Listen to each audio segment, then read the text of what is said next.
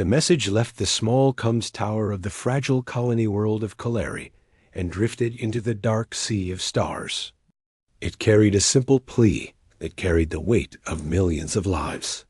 Kalari was under threat, and no one in the peaceful heart of the Galactic Union believed they could withstand what was coming. The message asked for any ally to respond. Days passed. Then the days turned into nights filled with worry as the colonists watched the sky. The hostile fleet that approached them was known for tearing through unprepared worlds.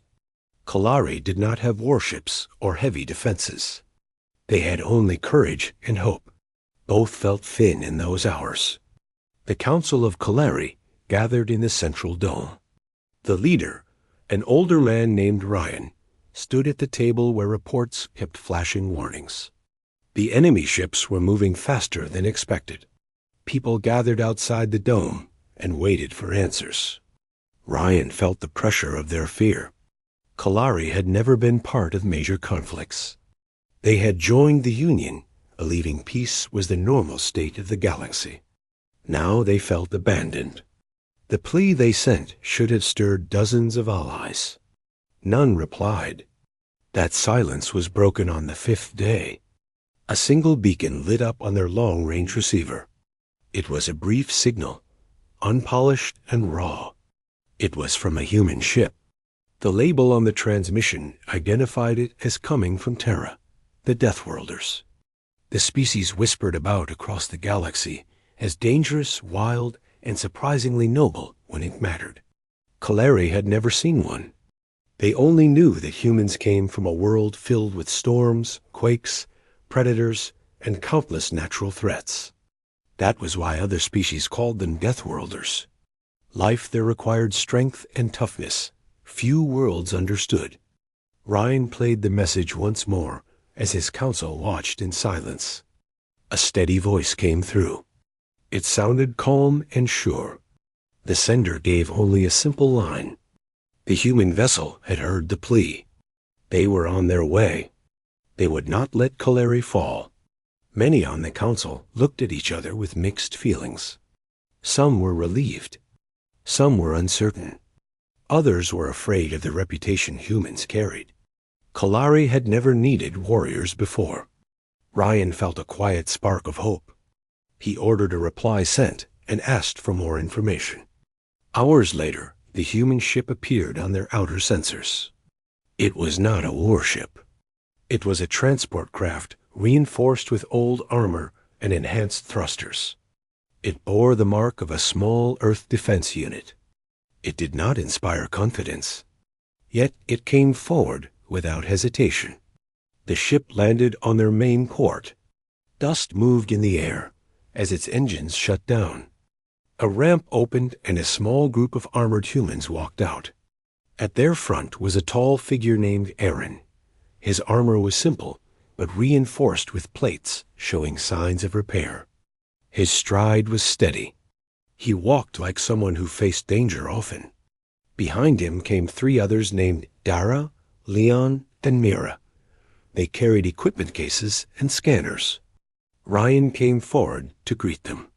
The sight of the humans created a hush across the platform. Most Kalari citizens had never seen their species. Aaron greeted Ryan with a respectful nod. His voice carried confidence without arrogance. He explained that Earth heard the message by chance. A Union relay failed to send it properly. Only a distant human listening outpost captured it. Their ship had been nearby after an escort mission. They had no heavy support. They had no fleet behind them. They came because a world asked for help.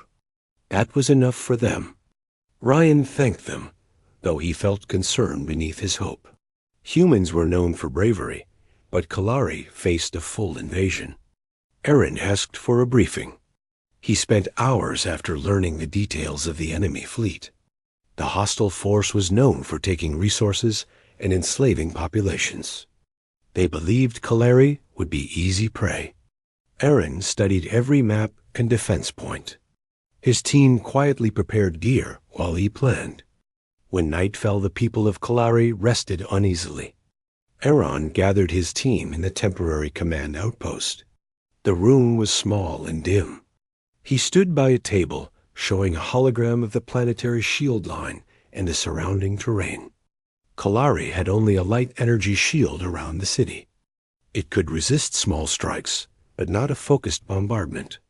Aaron knew the enemy would test the shield. He saw gaps in the defense. He saw a risk, but he also saw potential. He told his team they were going to hold the line until reinforcements could arrive.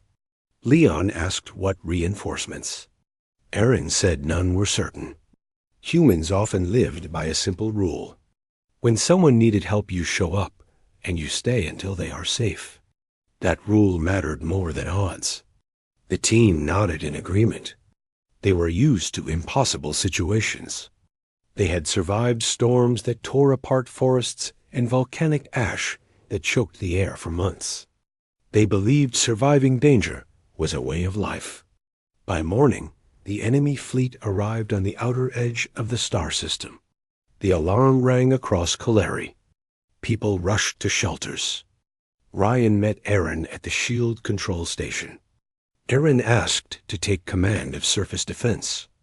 Ryan agreed because no one else knew how to face a war fleet. Aaron deployed his team across key positions.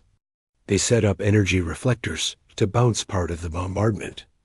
They reinforced shield lines with portable human tech. The tech looked crude, but had immense power density. The enemy ships approached slowly. Their commander sent a message demanding surrender. Aaron told Ryan to ignore it. The enemy began an initial bombardment on the shield. The impact shook the ground. Kalari citizens panicked, but the shield held. Aaron ran between stations, coordinating defense. Leon monitored energy levels. Mira tracked enemy landing patterns. Dara set up a barrier of portable guns near the West Ridge. Aaron moved with purpose. Every order he gave came with confidence. Kalari guards followed him with trust. The first wave of enemy drop soldiers landed near the plains. Aaron ran to intercept with a small squad of Kalari guards. The humans moved quicker than Kalari expected. Their armor allowed them to advance through debris. Aaron led the squad into cover and signaled the Kalari soldiers where to fire. He moved under enemy fire with fearless focus. Every shot he took struck with precision. Kalari guards saw him fight and realized why humans were feared in the galaxy. They did not retreat. They adapted fast. They fought like people who had looked death in the eye many times and learned to stand taller. Aaron pushed the first wave back. The Kalari guards felt their courage rising. For the first time they believed they could survive. Citizens watching from afar began cheering as updates came in. The enemy fleet sent a second wave with heavier troops. Aaron regrouped with Mira and Leon. They set up a trap along a narrow pass that fed into the city valley. The humans placed sonic charges that forced enemy units into tighter formation. Kalari defenders used the terrain to fight smarter rather than harder. The second wave broke under the combined force. By the third hour of battle, the enemy shifted tactics. Their ships focused on the planetary shield again. The energy level dropped dangerously. If the shield failed, the city would take direct hits. Ryan asked if there was any hope. Aaron looked at the failing shield with calm eyes. He told Ryan to trust them. Aaron formed a small team to take out key enemy artillery units that were firing from orbit. Dara and Mira prepared a set of booster rigs to launch a small human shuttle. The shuttle was old but fast. They planned to fly into the blind spot of the enemy fleet and disable their main targeting array. The launch was rough. The sky glowed with streaks of energy fire. The small shuttle shook as Dara forced it upward. Aaron and Mira held the inside steady. Leon coordinated from the ground. Kalari citizens watched the streak of the shuttle climb through danger. It looked like a fragile spark facing an inferno. The enemy fleet noticed the shuttle too late. Dara pushed the engines hard. The shuttle cut through their formation, and Mira fired a set of concentrated pulses at the targeting array. The array cracked. It failed. The enemy bombardment dropped in accuracy. This gave the shield time to recover. The shuttle did not escape without damage. It spun down and crashed on a ridge. Eren climbed out with burns on his armor. Mira helped Dara, who had injured her arm. They made their way back toward the city. As they returned, Eren saw enemy forces gathering for one final push. It was the largest wave yet. Ryan reported that citizens were terrified again. Eren stood on the front line as the enemy advanced. His voice rose across the comms. He told every Kalari defender that they would stand together. He reminded them they had already survived more than anyone expected. They had become stronger in the last hours. They were no longer a peaceful world waiting to fall. They were a world willing to defend its future. The final battle roared across the ridge. Humans and Kalari fought side by side. Eren held the center line. Leon coordinated fire support. Dara limped, but kept shooting with steady aim. Myra directed shield adjustments. The enemy pushed hard, but the defenders held firm. When the enemy commander realized the battle was lost, they retreated to their ships. The fleet pulled back. The sky grew quiet. Kalari citizens poured into the streets with relief.